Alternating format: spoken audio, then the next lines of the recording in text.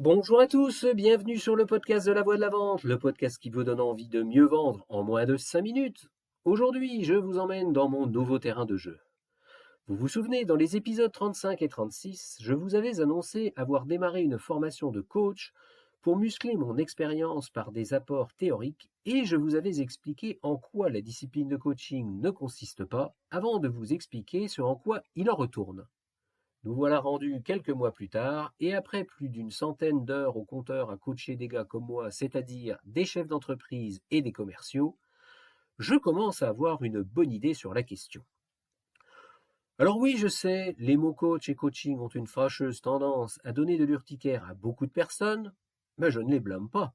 La récente poussée de coach depuis quelques années, et surtout après Covid, pour faire tout et n'importe quoi dans la vie des gens qui jusque-là s'en sortaient très bien tout seuls, rend l'image de notre profession au mieux douteuse et au pire charlatanesque.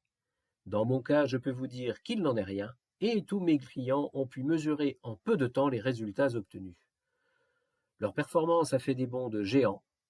Meilleure gestion du temps, amélioration de leur leadership, assertivité assumée, clarification de la stratégie, atteinte des objectifs en développement commercial, meilleur recrutement, j'en passe, et des meilleurs. Alors pourquoi ça? J'y vois trois raisons. La première vient du fait que le coaching n'est pas du tout un gadget du XXIe siècle.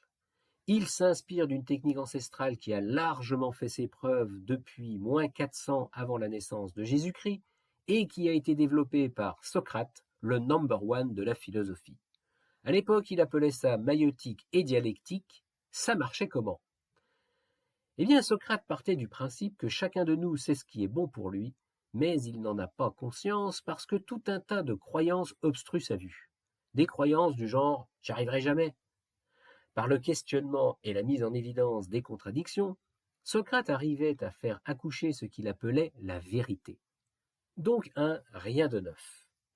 Deux, quand cette technique a été remise au goût du jour essentiellement par nos amis américains pour progresser dans le sport et rafler des médailles aux Jeux Olympiques, ils ont fait comme ils savent le faire tout le temps, et très bien, un truc utile et pragmatique. Donc deux, les progrès se font très rapidement. Et trois, à la différence de ce que pense la majorité des gens, le coaching n'est pas de l'apprentissage de vie, ce n'est pas non plus de la psychologie, c'est de la mise en condition pour performer. Quand un Deschamps coach un Mbappé, il ne lui apprend pas à jouer au football, il ne l'interroge pas sur son enfance, il le prépare pour que notre Kylian national donne le meilleur de lui-même sur le terrain avec le maillot des Bleus.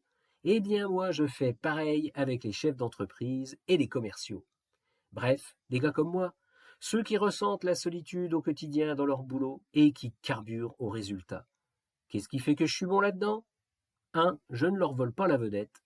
J'agis de façon discrète, comme une éminence grise. 2.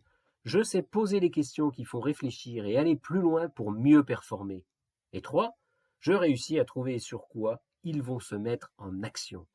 Parce que le coaching, c'est un process de mise en mouvement ici et maintenant, et c'est rien d'autre.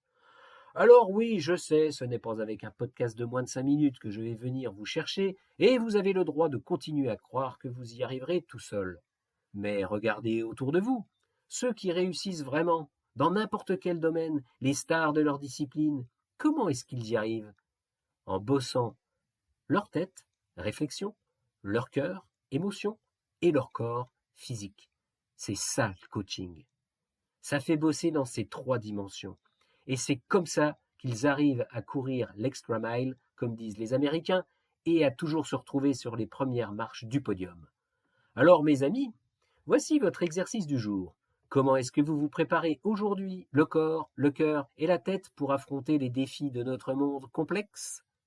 Si vous ne savez pas répondre à cette question, appelez-moi au 06 79 04 62 66. Mon numéro de téléphone n'a pas changé. Voilà, voilà. Sur ce, je vous laisse et je vous dis à jeudi prochain. À bon entendeur. Salut!